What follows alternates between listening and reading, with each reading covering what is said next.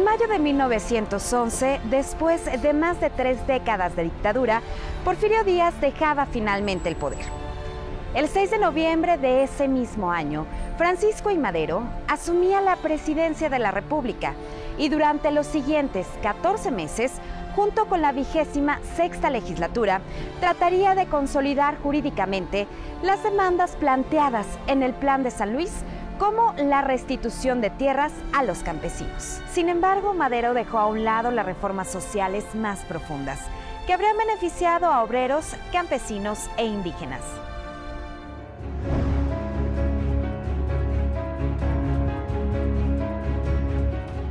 Esto provocó un serio descontento. Pascual Orozco en el norte y Emiliano Zapata en el sur se levantaron en armas. En febrero de 1913, Francisco I. Madero fue derrocado y junto con el vicepresidente Pino Suárez, fue asesinado por órdenes de Victoriano Huerta. Comenzó entonces una nueva etapa de la lucha revolucionaria. Desde Coahuila, Venustiano Carranza proclamó el Plan de Guadalupe en el que desconocía al usurpador. Asimismo, Carranza encabezó entonces las fuerzas federales integradas en el llamado Ejército Constitucionalista. Victoriano Huerta renunció el 15 de julio de 1914. Carranza entró triunfante a la Ciudad de México el 20 de agosto de ese año, y de inmediato se convocó a una convención revolucionaria de jefes militares y gobernadores. Trasladada a la ciudad de Aguascalientes por considerarla una plaza neutral para todas las facciones revolucionarias, la convención fue dominada por los representantes villistas y zapatistas, que terminaron por desconocer a Carranza, que debió establecer su gobierno en Veracruz. La lucha armada se reavivó. Originalmente, cada uno de ellos tenía un plan revolucionario diferente. En el caso, por ejemplo, de los zapatistas, se habían levantado en contra de Francisco I. Madero, firmando el Plan de Ayala, y después no aceptan al gobierno de Huerta y continúan su lucha. Ellos buscaban básicamente las reivindicaciones campesinas de regreso de las tierras a los pueblos que se les habían despojado las haciendas.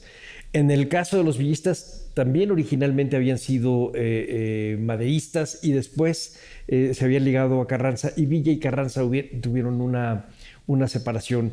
Venustiano Carranza había sido gobernador de Coahuila, y a quien no acepta, y es cuando firma el Plan de Guadalupe, es el golpe de Estado de Victoriano Huerta, la idea de que Madero fuera presionado para renunciar. Entonces, en su origen, los distintos grupos tienen una raíz diferente.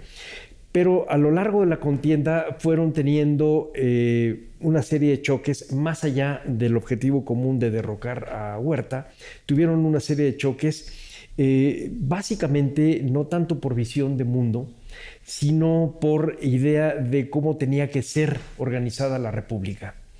En el caso de los zapatistas y de los villistas, pensaban que el presidente de la República tenía que ser un ejecutor, un operador político, un ejecutor de aquellos lineamientos que las asambleas o la Asamblea Popular estableciera.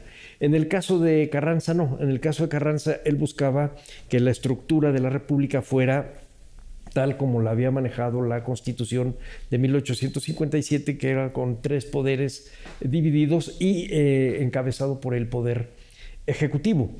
De hecho, el movimiento constitucionalista se llamaba así porque lo que buscaba era regresar al orden de la Constitución del 57. Ante las demandas que habían planteado villistas y zapatistas, Carranza debió responder reformando el Plan de Guadalupe. En su calidad de primer jefe de la revolución y encargado del Poder Ejecutivo, Venustiano Carranza fue facultado para poner en vigor las leyes y disposiciones encaminadas a satisfacer las necesidades económicas, sociales y políticas del país. Entre las reformas planteadas, en diciembre de 1914, Carranza proclamó al municipio como base territorial político-administrativa de los estados y en enero de 1915 expidió la Ley Agraria. Estas disposiciones fueron el fundamento del pensamiento preconstitucional de Carranza y habría de reflejarse y perfeccionarse en la Constitución de 1917. A pesar de que bien las leyes preconstitucionales de Carranza no apaciguaron a sus adversarios, la victoria militar sobre ellos fue incuestionable. Y aunque algunos focos de rebelión persistieron, en septiembre de 1916, el primer jefe pudo convocar la elección de diputados para integrar el Congreso Constituyente que habría de reunirse en la ciudad de Querétaro en diciembre de ese mismo año. El villismo y el zapatismo para esas fechas tenía un par de años de ser militarmente derrotados. En el caso de Zapata, el cuartel general estuvo cambiando constantemente, estaba ya arrinconado en la sierra. En el caso de Villa, estaba solamente metido en la sierra de Chihuahua y de Durango. Difícilmente ya tenían alguna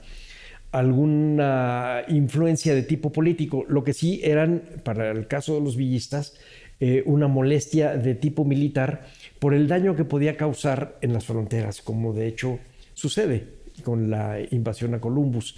Pero en el caso de los zapatistas ya no había realmente ninguna posibilidad de que ganaran militarmente. Los diputados electos llegaron a Querétaro por diferentes rutas y sorteando las vicisitudes derivadas del conflicto armado. Un grupo versátil y diverso, incluso contrastante, formado en un entorno histórico en el que convergieron distintas visiones, ideas, corrientes políticas, filosóficas, artísticas y literarias. Algunos formados en la Escuela Nacional Preparatoria, establecida por Gavino Barreda. Otros pocos con estudios en el extranjero. Militares de carrera, militares formados en la lucha, egresados de liceos y colegios. Lectores de Rubén Darío y de Amado Nervo. Hombres con las imágenes de Saturnino Herrán, Julio Ruelas y Germán Gedovius en la mirada. El primer elemento común es que eran adictos al presidente Carranza, aunque no hubieran sido especialmente revolucionarios activos.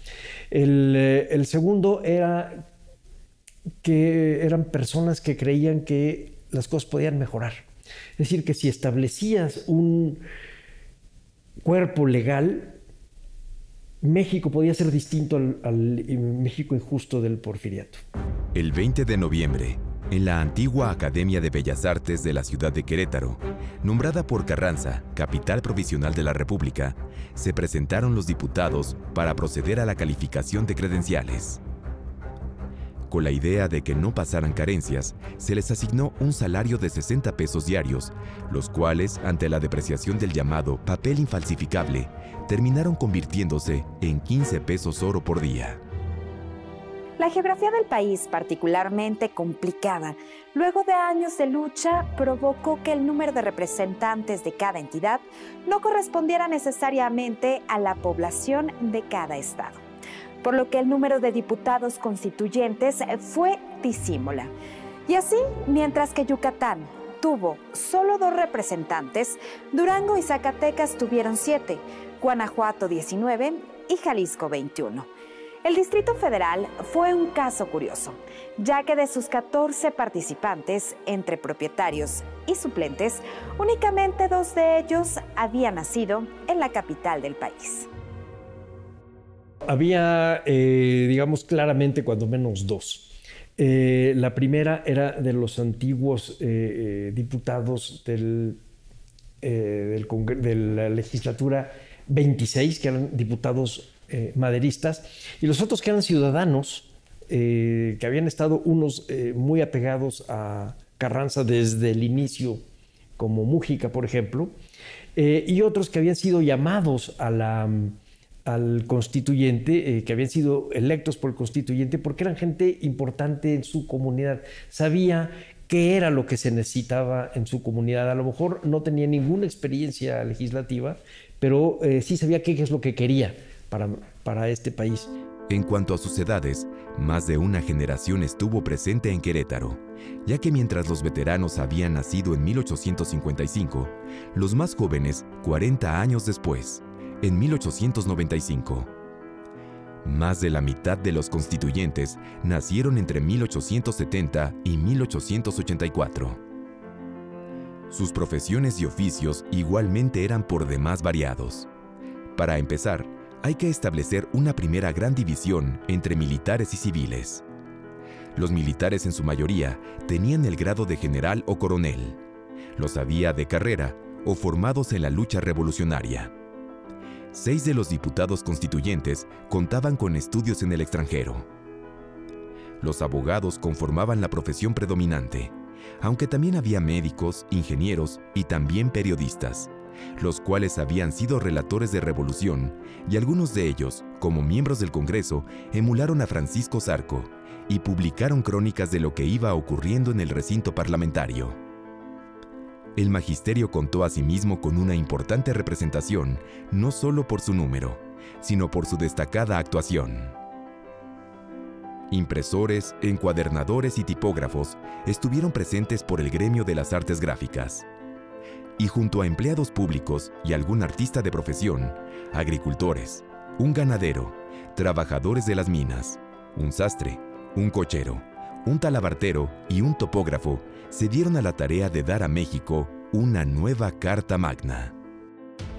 Desde luego hubo una ala radical y grupos más moderados, pero de una u otra forma, todas las voces y las voluntades se alzaron más allá de las posibles diferencias, con plena conciencia de la importancia de ese momento histórico. Los historiadores han estado de acuerdo en que la Constitución de 1917 es el documento fundamental de la Revolución. Y aunque no haya incluido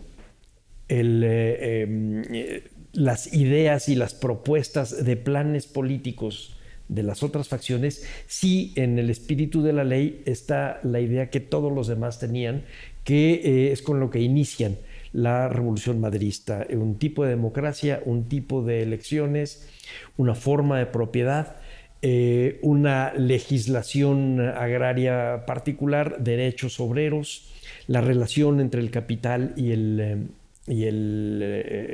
los trabajadores y el trabajo, la soberanía nacional, la inexistencia de monopolios, en fin. Nuestra actual Carta Magna ha sido la más longeva que ha tenido el país. Vigente a lo largo de un siglo, la obra del Constituyente de 1916-1917 ha sido fundamental para el desarrollo de la democracia y del Estado de Derecho de nuestro país. Los hombres que la hicieron asumieron cabalmente su responsabilidad con la visión histórica que se les había encomendado. Llegaron a la ciudad de Querétaro por un sinfín de caminos, no en el sentido geográfico, sino biográfico. Pero todos coincidieron en tiempo, en espacio y sobre todo en la convicción de dar a ese México que apenas salía de la lucha revolucionaria el fundamento jurídico que lo guiaría hacia la construcción de un mejor país.